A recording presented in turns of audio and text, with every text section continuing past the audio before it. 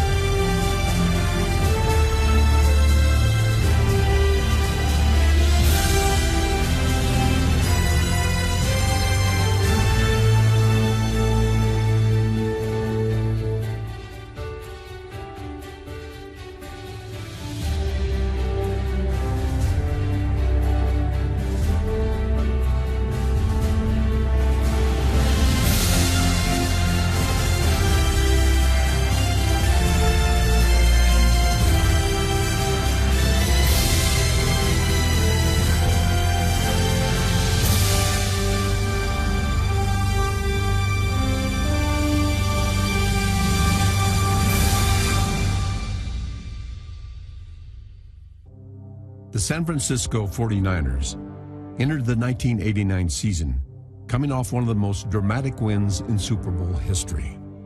39 seconds remaining. Back to throw Montana. Steps up, throws. And the 49ers have won the Super Bowl. Following their last-second victory in Super Bowl XXIII, many players lingered on the field to savor the moment. But for one 49er, the close shave on the field would be quickly followed by one in the locker room. I ran off the field, put the shaving cream on, and started shaving right after the game. I said I wasn't going to shave it until the season was over. I guess the season's over now, so I can shave it. I didn't even bring it up, wasn't even celebrating. I was in there shaving. That was one of my traits as a football player, was to wear that facial hair and the eye black. I was really trying to scare people, that tough guy mentality, attitude, and I wanted to be perceived that way, not only through my play, but my looks. In the aftermath of victory, the look of the 49ers was about to change forever. Was this the final game on the sideline for a great coach, Bill Walsh? Bill has stepped down as head coach. George Seifert is our new head coach. George Seifert was Bill Walsh's defensive coordinator the previous 6 years. But his selection to succeed Walsh as head coach was by no means a sure thing. I was in the process of interviewing with a couple of other NFL teams. In fact, I was en route to Cleveland for an interview, and I had to stop in Dallas. For some reason, I called home, and my wife said to get back on a plane and fly back to San Francisco because they were going to hire me as the head coach. I feel fortunate. You know, I've inherited something that's to be cherished and taken care of. We've had a successful formula, and I've been a part of that. I basically grew up as a professional coach within the organization, whether people thought it was Bill's team. None of that made any difference to me. I realized that we had a winning system. The job was to keep it going and to live up to the standard that had been established when Bill was a head coach. While Seifert focused on keeping the 49ers dominant on the field, his players reveled in the spoils of victory off it.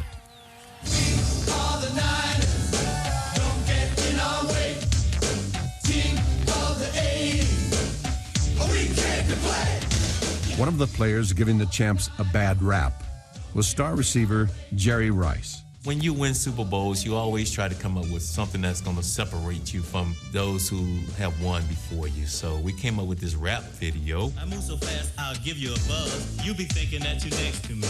Thought you was, cuz. We really didn't have any rappers. We didn't have any talent in the group. We're unstoppable, remarkable, more famous than Cosby and the Huxtables. Pretty much, you know, we just embarrass ourselves. I'm going to leave it at that. But Rice and his teammates weren't the only ones delivering post-Super Bowl scripted one-liners. And Jerry Rice, I've heard there's a new TV series coming out based on your Super Bowl performance. Miami Rice. When you go to the White House, you know that you have made it to the big time. Under the spotlight of Super Bowl XXIII in Miami, Rice had delivered a big-time performance. He caught 11 passes for a Super Bowl record 215 yards and was named the game's MVP. You know, I cherish this for the rest of my life, and maybe next year I'll get a chance to come back again. Repeating as champion was the expectation facing Seifert in his first year as head coach. Fortunately, he inherited a veteran team returning 20 of 22 starters and chose to let them take center stage. He liked to be behind the scenes, you know, let the product speak for itself as opposed to the head coach. There was an energy that was created by that. Everybody has a part in it. Do whatever it takes to win. Whatever it takes. Right from the get-go, they wanted to demonstrate to the world that they were as instrumental as anybody else in winning previous championships. And when you get players on your team feeling that way, then you're going to have a good club.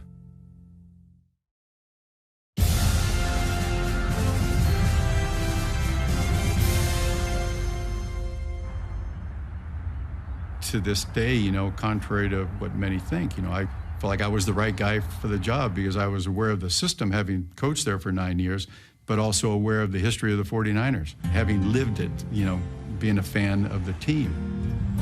George Seifert grew up in San Francisco's Mission District. He played prep football at Polytechnic High, just across the street from Kezar Stadium. On Sundays, members of the football team were ushers at 49er games. Each of the home football games, we were assigned certain sections, and you know, I think we watched more than we really worked. 10 seconds left. Lions lead it. I remember watching the first alley-oop pass to R.C. Owens. This has got to be the alley-oop. There is no time for anything else. I remember when I first went to work for the 49ers, I said, my gosh, I'm working next to R.C. Owens. I mean, that was a pretty big deal. It was nice to get a paycheck too, but you know, I don't want to tell anybody, but I would just, to be there, I would have done it for nothing. In 1989, Seifert wasn't just working with 49er greats. He had the unenviable task of replacing one. Bill Walsh, he was the legend. And George had to, basically, he had to win the team over. And he's totally different from Bill Walsh. He was a little bit more dry sense of humor. Nowhere near, you know, the prankster that Bill Walsh was. You gotta have everybody 100% fresh for this ballgame. Somehow you've got to be fresh. In some cases, it may mean a lot of sex. In others, none. I don't know. Bill Walsh was known for his humor. But with Seifert, it was his quirky body language and many superstitions, such as always following the same path out to the practice field and never stepping on the team's logo. Sort of like a little entertainment for us when he was coming out on the field. It was hilarious because we would watch him. He would never walk on that logo. They probably noticed that one more than any other. I'd always walk around it. It was a sign of respect. I wasn't going to walk on our logo. It was like I wouldn't walk on the American flag. I feel like I'm in, what's the Sopranos right now. I'm talking to my, my psychiatrist here. George, why do you, is it because your mother wasn't good to you or something, you know? When you're in that situation and there's a certain amount of stress, you have these little things out there that you turn to. One of my superstitions was to blow on a breath mint 3 times. Blow through the middle of them. For what reason, I don't know. If I didn't do that, we wouldn't win the ball game. I kept waiting for Search to give me a commercial or something, you know, it didn't work. Heading into the '89 season opener, He was an unknown after spending most of his career in the coach's booth. I'm a little anxious about it, in that I have spent so many years upstairs, and you can hide out a little bit up there, whereas now, be in the public eye more, and it'll take some getting used to. In week 1 at Indianapolis, Seifert donned the coach's headset for the first time. It was like a pilot getting into a fighter plane before you went to battle. When you're on the sideline, you have quite a bit more going on around you. I mean, the tension is indescribable. George Seifert on the sideline. That's a new position for him. He has spent the last 15 years in the booth. Now all of a sudden he's down on the field. So he's not quite sure how to act down there on the field either. But the 49er players had been here many times before. 40, he's to the 30. Taylor gives him a block. He's down to the 10. He's into the end zone. Touchdown 49ers. Joe Montana's 58-yard completion to Jerry Rice helped give Seifert his first win. The only thing Montana failed to give his new coach in '89 was a nickname. George, we didn't have a name for him. The rest of the team was not so fortunate. Joe Montana's a guy that names everybody. Throughout my career, everybody noted me as Woody. One Woody caught. Joe thought I looked like the character on Cheers, the bartender, Woody Harrelson, and that kind of stuck. Worse than Woody was the name Montana tried to pin on Jerry Rice. They called him Fifi one year. If you go back to '87, you look at his haircut, he looked like a poodle. I swear to God, Fifi. I had this hairstyle that was very unique, and they started calling me Fifi. I was a little pissed off about it at first, but then I was like, okay, just let these guys, have their fun, because whenever you get defensive, they feel like they got you. You have to just play along with it, and hopefully it dies out, and it did. One nickname that survives to this day is the one the players gave to Montana. Bird legs. Bird legs. He had no legs, no calves or anything, so we always gave him a hard time. Well, he's got funny legs for a quarterback, doesn't he? The last time I saw legs like that, they were hanging out of a nest. 34 years to get this development.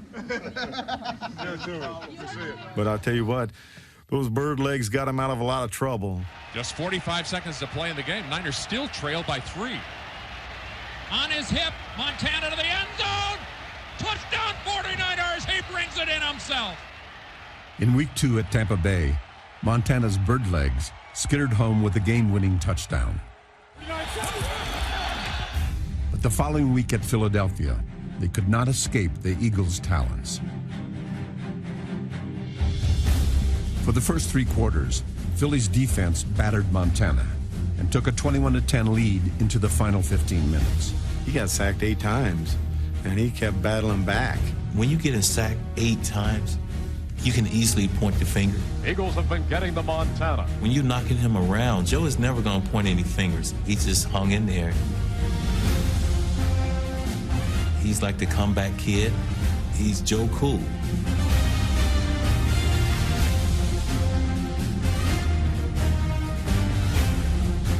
It's up the right sideline, and breaking loose and going to go all the way. Taylor will go. John Taylor's 70-yard catch and run triggered a fourth-quarter scoring frenzy. He's got Rathman. He's into the end zone. Touchdown. Montana to throw. Goes downfield. He's got Jones. Touchdown 49ers. The 49ers take the lead. Montana would cap the comeback by hitting Jerry Rice for his 4th touchdown pass of the quarter. End zone. Rice has got it. Touchdown 49ers. Joe had done that so many times. He had the uncanny ability to be so cool under pressure, as everybody's talked about for years. He was a surgeon in pressure situations. Jim, you're all right. Jeff? Be able to come back in Philly. Those were the defining moments, in my opinion, of that '89 season.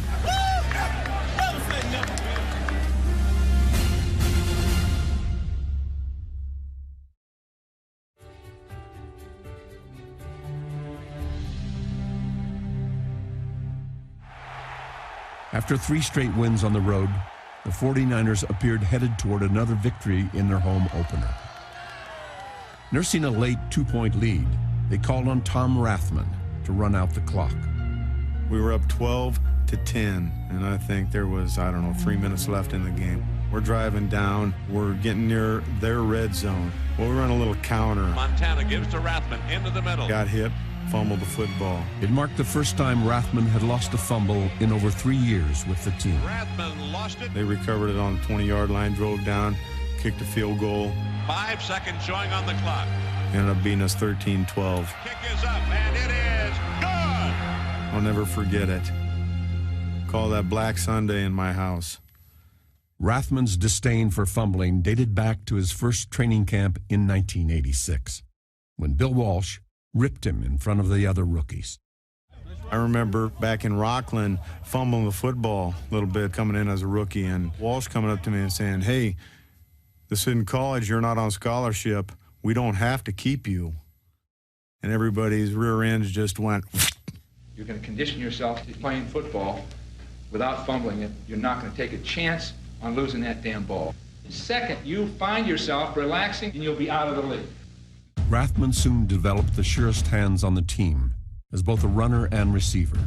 It became Walsh's most versatile weapon. Tacklers again. His power running style put some toughness in Walsh's West Coast offense, as did his ferocious blocking. You don't want to be known as a finesse football team. I'm blue collar myself. The way I like to hit guys was square them up, take them right down here. That's the first thing that makes contact right there, your forehead. That's what it's all about, taking them right down the middle and getting that pinched nerve where, That's what it's all about right there. In Week 5, following the loss to the Rams, Rathman took out his frustrations on the Saints. Joe Montana threw 3 second-half touchdown passes to rally the 49ers from a 17-3 deficit and shock the Saints. But a bigger shock awaited them at home.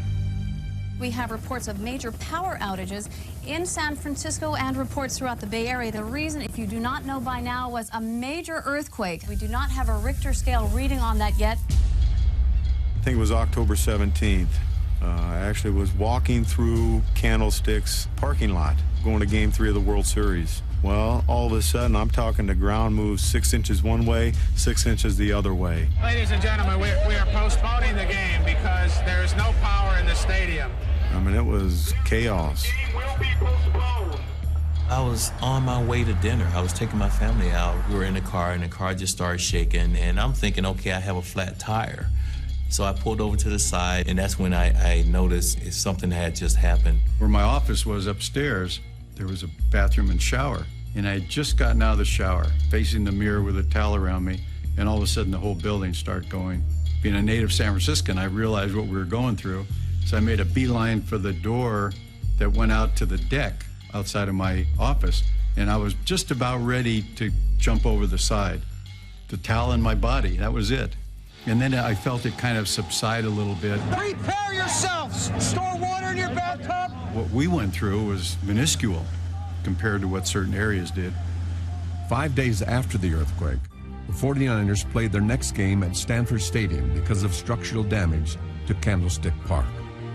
Steve Young relieved an injured Joe Montana and led the 49ers to an emotional victory. Rice has got it! It's gonna go all the way! We wanted to go back out there and try to take some of that pain away. If we could just bring a smile just for a couple hours, we felt like we did our job. Tom Rathman enjoyed the best pass-catching day of his career. Me in particular, I loved the place. I caught 11 balls for like 103 yards and, got the game ball, and we ended up winning the game. I was the game captain that week, so it was a special day for myself. It was also a special day for Young, who threw 3 touchdown passes and stirred a quarterback controversy after the game. Obviously, Joe's been spectacular, and I realize that. I feel like if I could play every week for a while, that, I could start doing the same kind of a thing. Steve was, frothing at the mouth to become the player for the 49ers. I do recall, it seemed like after each practice, Mike Holmgren walking off the practice field and Steve walking behind him, talking to him in his animated fashion, how many, I want more reps, how many more years do I have to do this? And at the same time, Joe was the man. For a coach, it's a nice situation to be in, really. How do you keep them happy? Well, I don't think I keep them happy. Neither one gets the number of repetitions they want. In Week 8, Young would again start for the ailing Montana, only to be injured himself. It didn't matter if Joe Montana was in the game. It didn't matter if Steve Young was the guy. It didn't matter if Steve Bono was the guy. Whoever was a quarterback was expected to get the job done. Play fake to Rogers. Third-string quarterback Steve Bono came off the bench to throw a key touchdown pass. We had tremendous talent. I mean, I'm talking about across the board. I don't know if there was one weak spot on our team. That's the type of depth that we had. Boy, the depth on this football team is just indescribable.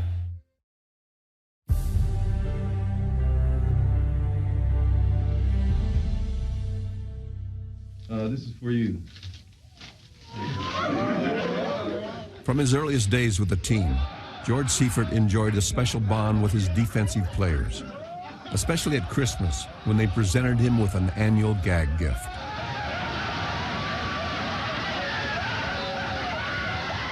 Safety Ronnie Lott was particularly sorry to have to share his mentor with the offense in 1989. Seifert becomes the head coach, you lose your defensive coordinator. Does this mean he forgets about you? Of course he has. Already, he won't let us hit the receivers. Now he's telling us what Bill used to tell us, stay away from him, don't touch him. It's a little demeaning to see a guy like that change so fast, you know? I'm a little upset that he's really taking that attitude. We're the players on the team. We're the ones responsible. You can't just always say the coach has got to make me do this or make me do that. This was an attitude that Ronnie Lott demonstrated probably more than anybody. All guys stick together in this. There was something special about him that his spirit kind of permeated through the rest of the club. Oh, my goodness. With Lott leading the charge. Oh, my, Ronnie Lott. Seifert's defense was dominant.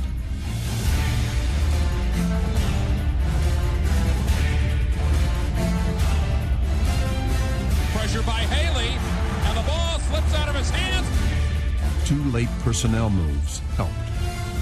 In Week 2, the 49ers signed Matt Millen, who was cut by the Raiders in training camp. Though he once bled silver and black, Millen would pump new life into the 49ers defense. Heck, I would never have thought I'd have played for this team. But then I never thought of playing with any other team other than the Raiders, so surprise, surprise. We've seen this time and again where a player might be at the end of his line with a certain club, he goes to the next club and he has a great year. Well, that's what happened with Matt. Matt played really well for us. Matt Millen brought a little of that old Raider mentality to the 49ers, added his own type of sizzle. It was a change from the environment he was used to as a player. I think he really enjoyed our environment. He thrived on it. Millen says he feels like he's gone into the land of Oz since he came to the 49ers. Millen wasn't the only waiver wire pickup to find new life by the Bay. In Week 11, the 49ers signed nose tackle Jim Burt, a career New York Giant who almost ended Joe Montana's career 3 seasons earlier. He was the guy that had knocked Joe for a loop a couple of years before that. And Montana's hurt. He was kind of one of the bad guys, and now he was on our team. I'm just kind of like in a twilight zone, being here and being on their team. He had a lot of fun with it, and he and Joe would hit it off. Does that do it, guys? You gotta do it when I'm not looking, Joe. You telegraphed it, babe. But Millen and Burt made their presence felt in a Monday night game against Burt's former team, the New York Giants. Early in the game, Burt exacted a measure of revenge on his former team. Stripped by Burt. It's a live ball. San Francisco has it. Millen played his best game of the season. Matt Millen comes charging through, makes the tackle. He's a pleasant addition to this 49ers squad. The New York Giants, that was a team that everybody disliked. You know, they played slobber knock football. I think West Coast was thought of more finesse, soft. We felt like we were tougher than that. And the only way to prove that was knocking guys in the mouth ourselves. Mims gets taken down by the ankle. It was an emotional ball game. When there's 2 teams that have been champions here in the last few years, it was a hell of an emotional battle.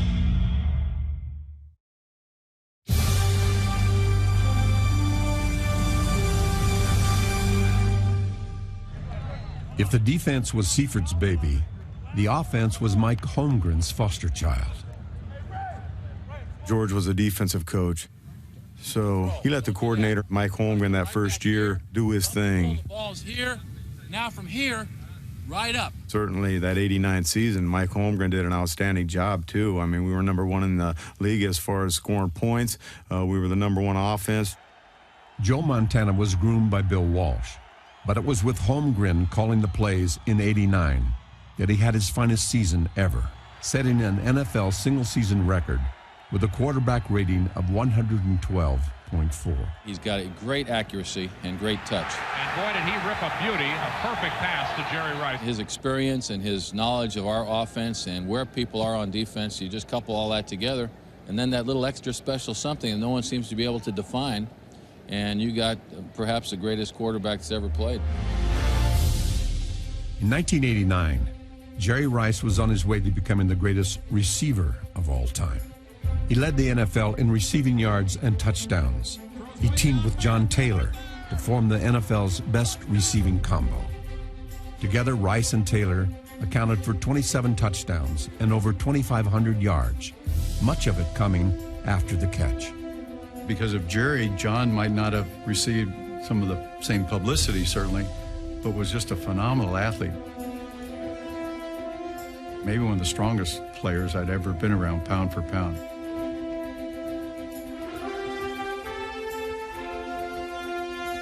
In 1989, Rice and Taylor were particularly lethal on a pattern called quick slant.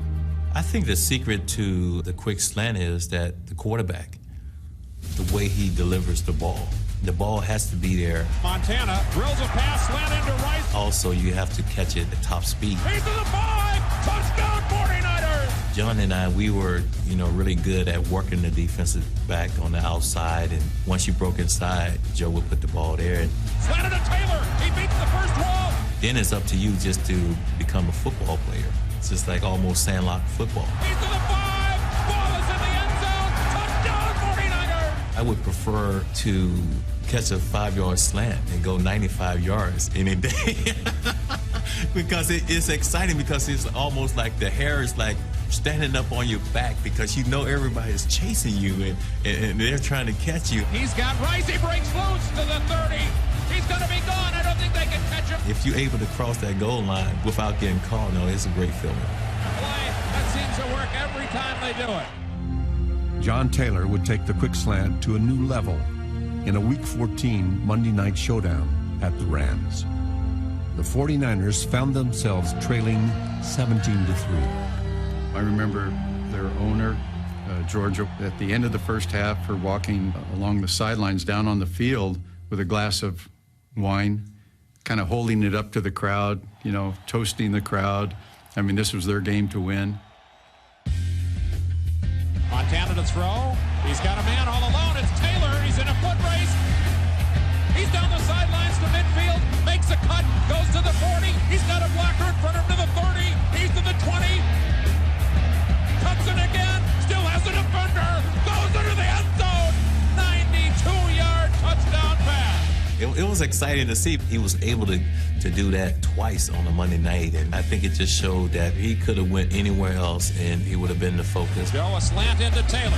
Taylor breaks the tackle, cuts across the middle, breaks another to the 30. If you look at him, there were guys rallying down the football field, and that's what we prided ourselves on. If we didn't have the football, we were getting ourselves in a position to make a block to allow the guy to go the distance. John Taylor, another spectacular touchdown of 95 yards. Both those plays were just 5-yard slant passes. So the Niners go unbeaten on the road this season. They have clinched the NFC West. When the game was over, I had my headset on, and I was in such a daze as to what had gone on. I started just running off the field. I still had my headset on. Seifert was so excited he was trying to walk off the field with that headset. I mean, that would have to be a long cord. They were laughing and grabbing me and trying to get the headset because I was just oblivious.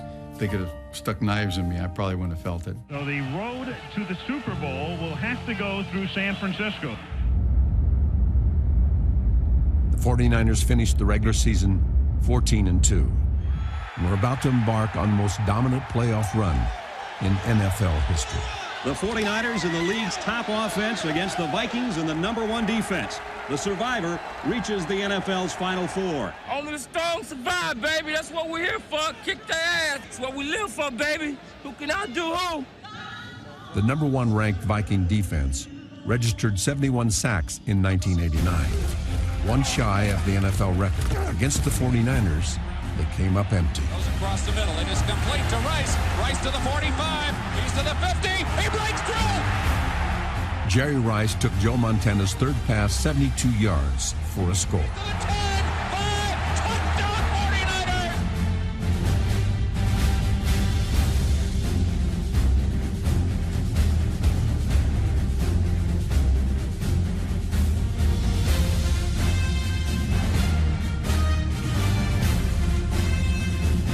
Montana was on target early, firing 4 touchdown passes in the first half. Has to roll out to the right. Looking to throw. Can't find anybody. Goes for the end zone. Jones! Touchdown!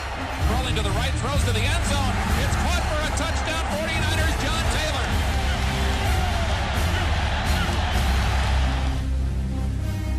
You put up 41 points on the #1 defense in the league, and, you know, that's an eye-opener right there. You know, we were pretty good then. We have the Los Angeles Rams and the 49ers going at it. They vie today for the right to go to the Super Bowl in New Orleans. 3 and out, baby. 3 and out. In the NFC Championship against the Rams, Seifert's defense led the way. Megan, we're all over Everett. The 49er entire defensive wall was in his face. And Everett is hit just as he throws the ball. Knocked him down as he released. Here's Everett dropping back, this time really under pressure. Had to throw that one kind of backpedaling and off his heels. Now they own this ball game right now because the Rams are just almost conceding physically. Everett steps back. Now he goes down without even being touched. Boy, is he hearing footsteps. Haley and Roberts were there, but they never touched him. He just ate the ground. Yeah, hit the deck. The offensive game plan called for the NFL's best receiver to become a blocker. Rice gets a key block. Just physically dominating the Rams. Every block they throw, knocking people down. They're tackling harder, they're blocking harder. There's something about this team that in playoff games does raise it up. The so-called finesse 49ers were dominating the NFC Championship with power football. Rathman out to the 30, and he runs over Jerry Gray. The play of Joe Montana bordered on the divine. All-seeing, all-knowing. Montana just knows where everybody's gotta get it to the end zone. He does! It's a touchdown to John Taylor! Oh my, what a pass completion! He hasn't thrown a ball harder than that all year. Montana's day, 26 of 30, 262 yards, 2 touchdowns. And the celebrating begins. The San Francisco 49ers are going to their 2nd consecutive Super Bowl. You can start heating up the gumbo. Yeah, gumbo, here we come to New Orleans. New Orleans, we coming, baby. Only the 3rd coach in history to go to the Super Bowl his first year as a head coach. Don McCafferty with Baltimore, Red Miller with Denver were the other 2. In the quest for a 4th championship, the superstitious Seifert had become his owner's 4-leaf clover. I know you're highly superstitious. Did you have any kind of good luck charms hanging around here today? George. he was the best luck charm I could have.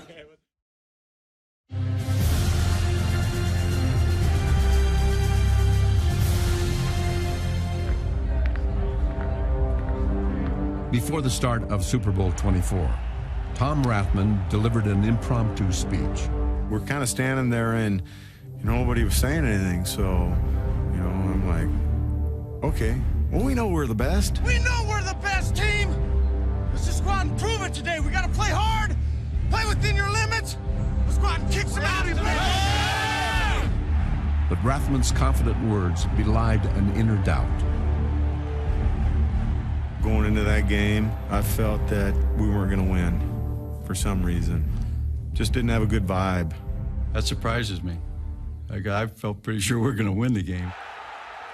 George Seifert's uncharacteristic optimism had less to do with his red-hot quarterback and more to do with the fact that a lucky sweater he forgot to pack arrived in the mail the day before.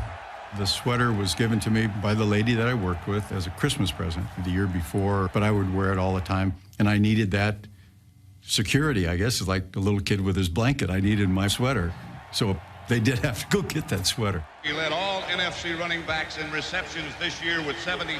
Seifert may have had his lucky sweater, but during the pregame introductions, his luck would run out.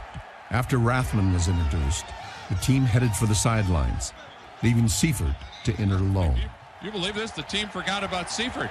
Old Lonesome George. With the most wins of any head coach at his first season, George Although his entrance on football's grand stage had fizzled, Seifert's team was about to explode. Black 59 Razor! Black 59 Razor! 49 South! On the 49ers' opening possession, Jerry Rice landed a telling blow by surviving one. The thing that we had noticed about the safeties, they didn't wrap up. They tried to deliver the blow. Atwater tried to unload on me, and I was able to bounce off that and score a touchdown. A closer look at the play shows Montana's mastery of the West Coast offense. Tom Rathman was Montana's primary receiver on the play. Montana's second look was at tight end Brent Jones. His third to Jerry Rice, who was covered over the middle. He then checked his fourth read, John Taylor, on the opposite side, before coming back to the now open Rice. Just complete control of the offense, precision, knowing where the third and fourth receivers are. It's a clinic. They were a pretty good defense. I had the fewest points scored against them throughout the regular season. Fewest points scored against them, and we put up 55 points. Launches it for the end zone. Jerry Rice. Everything was just as sharp and as precise as I could ever imagine. A perfect pass to Jerry Rice. There were times when I would look and I'd be in awe myself of some of the things that they were doing. Think about Joe and the precision with which he did everything. You don't see that. I don't know if I've seen it since.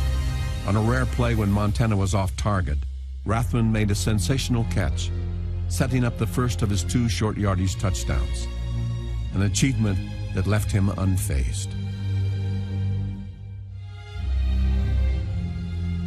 A lot of people say, oh, what was it like scoring a touchdown in the Super Bowl? Nah, I don't know. I mean, it's just another play. It wasn't that important to me to score a touchdown. I mean, I could have been throwing a block on a play. I mean, the bottom line is win and win as a team.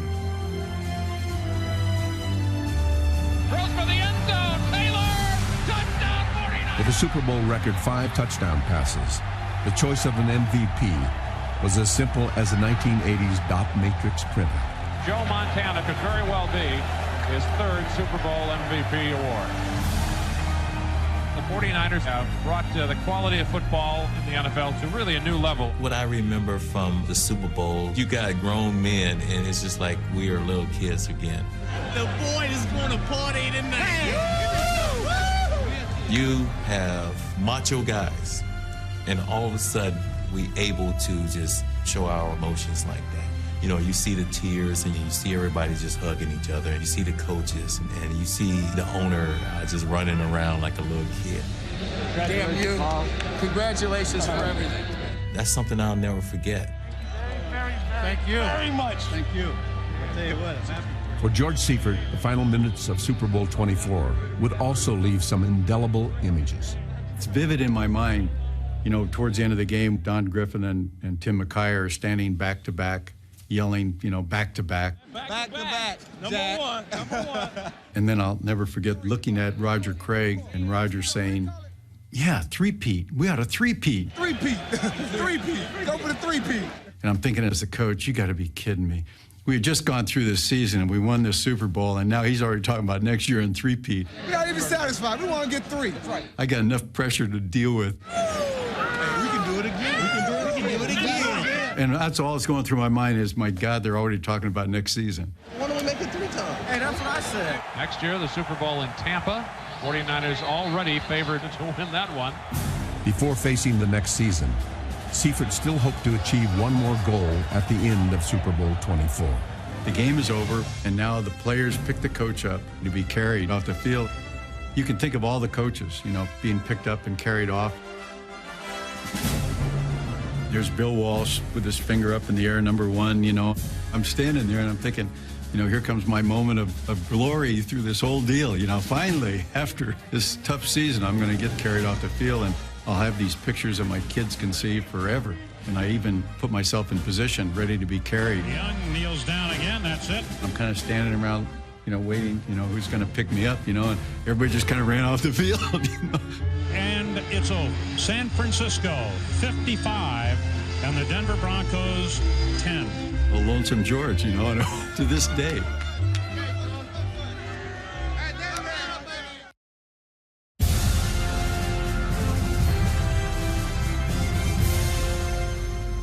The 49ers, in one of the greatest football games ever played by one team, become the first team to win back-to-back Super Bowls since the Pittsburgh Steelers.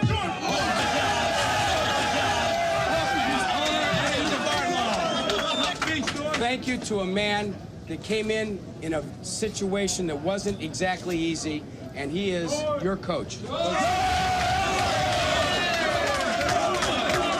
I want you to know that they said three-peat. They've got the heat on you already.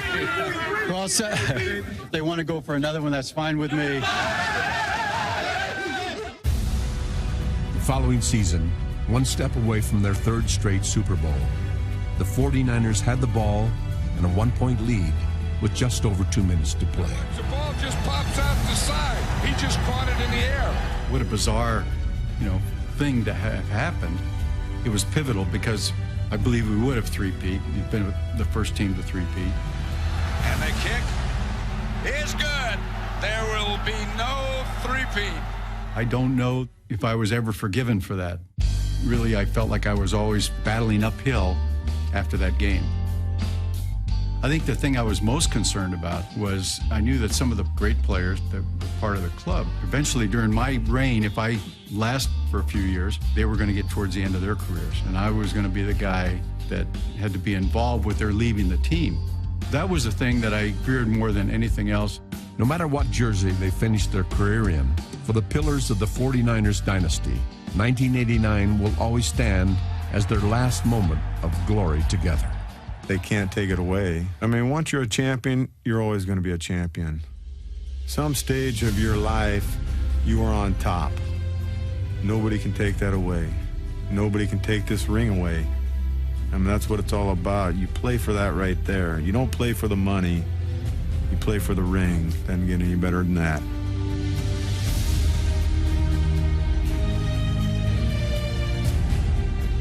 The 89 season, it was just like it was yesterday. It was really special. We had teams beat before they stepped on the field.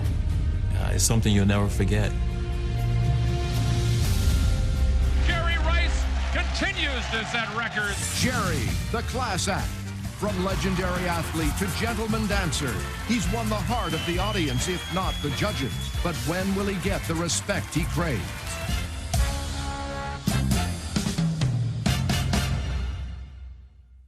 He should have done the bossa nova. He might have won. Yeah. Super Bowl XXIX has come to a completion.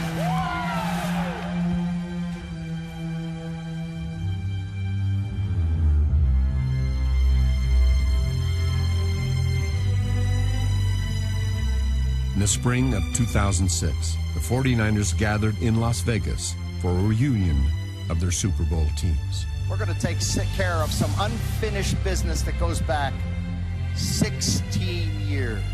At our party in Las Vegas, I was surrounded by a lot of the players, and they said, just relax, George, and go with the flow. 16 years later. The next thing I knew, I was hoisted up, and they were carrying me throughout the ballroom where we were having our party, and we were on tuxedos and all, and I felt kind of foolish in a way. I was, you know, doing the victory sign and going through the whole, but I figured, you know, what the heck? Many of those people, I'll never see them again. And to be there and have all of those great teams and great players together, to be part of that, in many ways, it's more special to me.